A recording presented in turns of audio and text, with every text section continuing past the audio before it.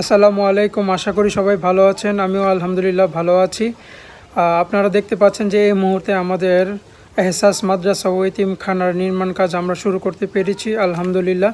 এখন আমাদের বাথরুমের নির্মাণ কাজ চলছে। আপনারা দেখতে পাচ্ছেন যে আমাদের বাথরুমে চাক বসানো হচ্ছে এবং আমরা আপাতত 3টি বাথরুম করব এখানে, তারপর হচ্ছে 2টি প্রস্রাবখানা করব। এই নির্মাণ কাজটা শেষ হলে মোটামুটি আমাদের অনেকগুলো কাজ এগিয়ে যাবে।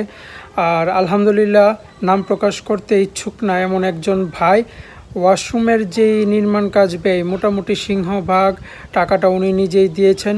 তো ভাইকে অসংখ্য ধন্যবাদ। এবং তার পাশাপাশি আপনারা জানেন যে আমরা ফেসবুকে পোস্ট করেছিলাম আমাদের মাদ্রাসায় 12টি ওয়াল ফ্যান লাগবে। আলহামদুলিল্লাহ ইতিমধ্যে 9টি আমরা কথাবার্তা বলেছি যে 9টি পেয়ে যাব ইনশাল্লাহ। আরও 3টি বাকি আছে।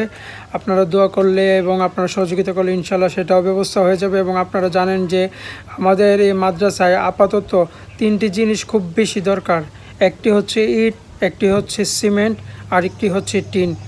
আপনারা সবাই যার যার সাধ্যমতো আমাদের এই জিনিসগুলো ব্যবস্থা করতে একটু সহযোগিতা করুন, তাহলে ইনশাল্লাহ আমরা দ্রুত এহসাস মাদ্রাসা ও এতিমখানা নির্মাণ কাজ সম্পূর্ণ করতে পারবো। আমাদের যে অফিস রুমটা এবং যে স্টোর রুমটা আছে সেটার বেড়ার টিন এখন পর্যন্ত আমরা ব্যবস্থা করতে পারি নাই।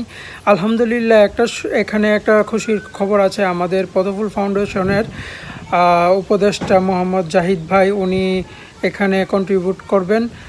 তো মোটামুটি আমরা এখানে ভালো একটা অ্যামাউন্ট পাবো।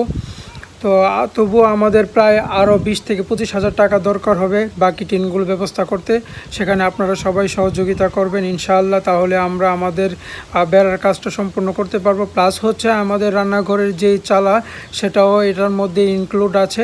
তো আপনারা সবাই আমাদের জন্য দোয়া করবেন, আমরা যেন বাকি কাজগুলো সুন্দরভাবে করতে পারি।